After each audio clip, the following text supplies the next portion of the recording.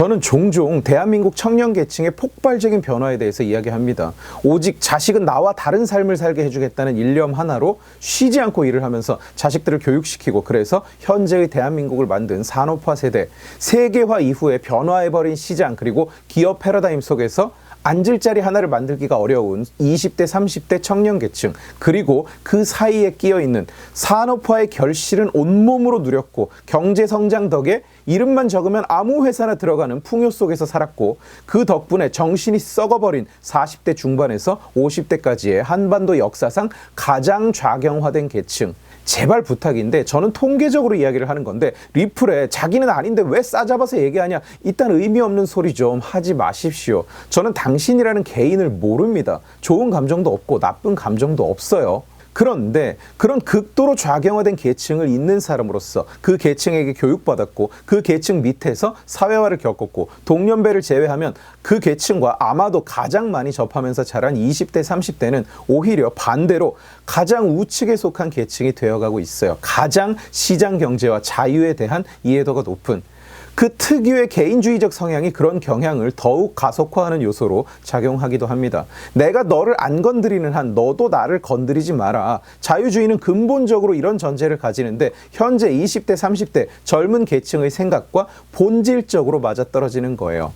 며칠 전에 재미있는 연구가 발표됐습니다. 2030으로 불리는 젊은 세대를 대상으로 조사를 했는데, 기업이라는 것에 대해서 호감을 가진 사람이 비호감을 가진 사람의 3배가 넘는다는 결과가 나온 거예요.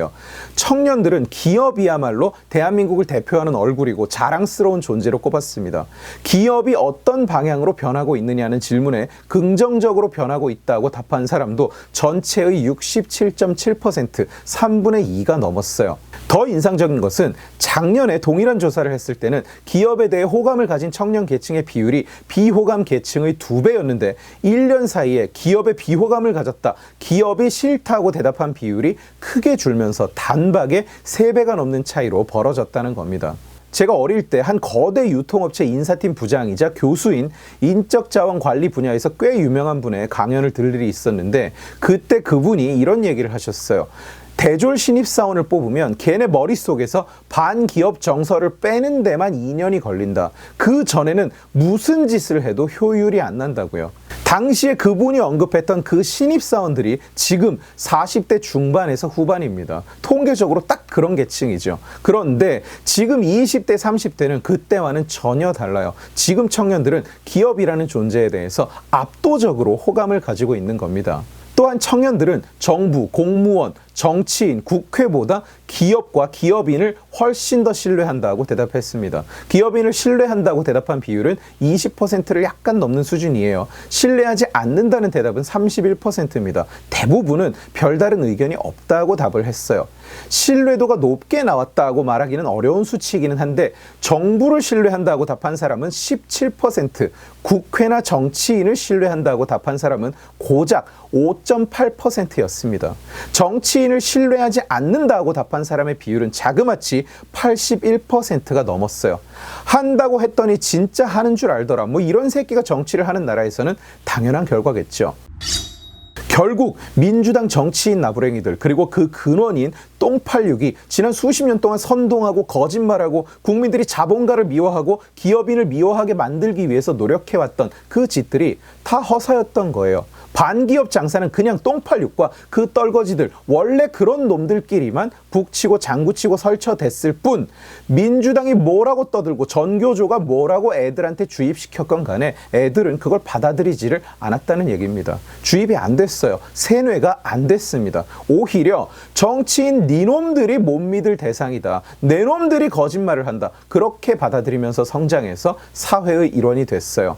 기업은 완벽하고 아무런 문제가 없다, 그렇게 생각하는 사람 없습니다. 기업인은 전부 천사고 하늘이 내린 영웅이다, 이렇게 생각하는 사람도 없습니다. 기업인들도 아무도 스스로를 그렇게 생각하지 않아요. 그러나 똥86과 민주당이 만들어낸 그 기업이라는 것에 대한 적개심과 거짓말들, 노조랑 짝짝꿍해서 영원히 청년들을 빨아먹으면서 사상적 식민지화하려던 그 추악한 계획이 이제는 안 먹히고 있다는 거예요. 노조에 대한 영상을 하나 준비 중입니다만 노조는 이제 힘을 잃었습니다. 젊은 층은 노조는 그저 청년들 취직이나 막고 기업의 수익 활동에 방해만 되는 국가 경제의 걸림돌, 쓰레기 집단이라고 생각해요. 노동자의 권리를 위해서 미군 철수, 한미 동맹 파기, 사드 해체를 외친다. 이런 개소리에 젊은 층은 그 누구도 속지 않습니다. 니들 똥팔육이나 속았지. 인생 난이도 하로 살아온 저 자본주의의 기생충들만 그런데 넘어간 거예요. 사필 귀정이라고 했습니다. 물론 인간사가 사필 귀정이 아닌 일이 훨씬 더 많은 것이 사실입니다만 적어도 이 관점에서 대한민국은 바르게 가고 있습니다. 남의 재산 탐하지 않고 남의 탓하지 않고 꼴리면 길거리에 뛰어나가서 촛불 들고 깽판 치던 시대를 경멸하고 조롱하는 그런 세상으로 한 걸음씩 가고 있어요. 그 누구도 청년들에게 그런 걸 가르쳐 주지 않았는데 정치권에서 청년 정치한다는 놈들, 평생 이력서 한 줄을 안 써본 놈들, 청년들이 무슨 고민을 하고 무슨 어려움을 겪는지 상상조차 해보지 못한 놈들이 모여서 지 공천 자리나 탐하고 있을 때 청년들은 청년 정치 같은 거 없이도 스스로 깨닫고 변화해 온 거예요. 그게 이렇게 드러나고 있는 겁니다. 너무나도 빠르게 변화하고 있는 거예요. 청년들이 옳지 않은 세대, 옳지 않은 시대와 작별을 고하고 있는 겁니다. 스스로. 갈 길이 아직 멀어요. 아직 첫 발자국도 못 된 상황입니다. 그러나 적어도 다음 세대가 어느 방향으로 가야 하는지를 깨닫는 한 희망을 가져도 되지 않을까요? 썩어빠진 똥팔육 시대가 이제 10년, 20년 뒤면 이 대한민국 땅에서 영원히 사라지겠구나. 똥팔육이 하나하나 늙어 죽어버리는 동안 그 누구도 그 똥냄새를 이어받으려고 하지 않는 이 상황이라면 조금씩은 나아지지 않을까요? 이미 상당히 나아진 것 아닐까요? 그런 희망적인 말씀을 드리고 싶습니다. 국가의 얼굴은 무엇일까요? 한 국가는 세계 속에서 어떤 이름으로 기억될까요? 바로 기업입니다. 외국에서 직장 생활을 했건 학교를 다녔건 글로벌 환경을 한 번이라도 접해보신 분들은 모두 다 아실 거예요. 한국 하면 세계인들이 연상하는 것은 반드시 한국의 기업입니다. 우리 조상의 찬란했던 과학기술, 자경루, 앙부일구, 첨성대 이따위 걸로 한국을 떠올리는 게 아닙니다. 반만년 역사 이런 거 세계 그 누구도 관심 없습니다. 5,000년 전에 이집트에서는 뭘 만들고 있었는지를 한번 생각해 보세요. 심지어 문재인 보유국, 세계가 부러워한다는 문재인 보유국, 이런 개소리는 아예 외국에서는 개그 소재로나 쓰일 겁니다. 사우스 코리아도 알고 보니까 노스 코리아랑 같은 나라였다고. 기업이 그 나라의 얼굴입니다. 기업이 있는 나라는 존중받고 기업이 없는 나라는 무시당해요. 미국의 기업들이 만들어낸 것을 싹 제하고 한번 미국이라는 나라를 바라보세요. 대단해 보입니까? 아무것도 없죠. 한국에서 기업을 싹 제하고 외국의 한국을 대체 뭘로 기억할 수 있을지 한번 생각해 보십시오. 김치, 불고기, 한복, 그걸 외국에 알리는 것도 기업이 없으면 못합니다.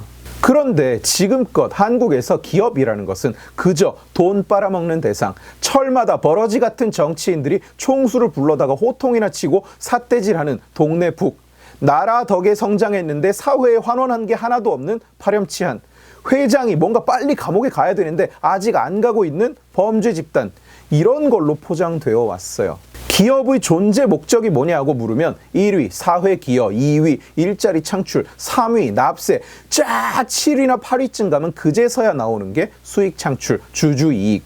이게 저 똥팔육과 노조라는 마적 집단이 만들어낸 역겨운 환상입니다. 그런데 이제 그 시대가 끝나가고 있는 겁니다. 통계 자료로만 나타나는 게 아니라 우리가 이미 주변에서 체험할 수 있을 정도로, 목격할 수 있을 정도로 변화가 문 앞에까지 와 있어요. 그 바람이 더 몰아치게 하려고 저 역시 여러모로 노력하고 있는 중입니다. 민주당 똥팔육의 반기업 장사는 실패했어요. 선동은 끝났습니다. 이제 반격 시즌이죠. 좋은 뉴스입니다. 좋은 뉴스지만 그렇다고 이게 대단한 일은 아니에요. 정권 교체는 목적지가 아니라 수단입니다. 똥팔육의 시대를 완전히 끝내는 것은 어떤 한 정치인의 역할이 아니라 우리의 역할이에요. 오늘 지식의 칼은 여기까지입니다. 재미있게 보셨으면 지식의 칼 채널을 구독해 주시고 이 영상을 주변에 공유해 주세요. 여러분들이 공유해 주시면 설득은 제가 하겠습니다. 고맙습니다.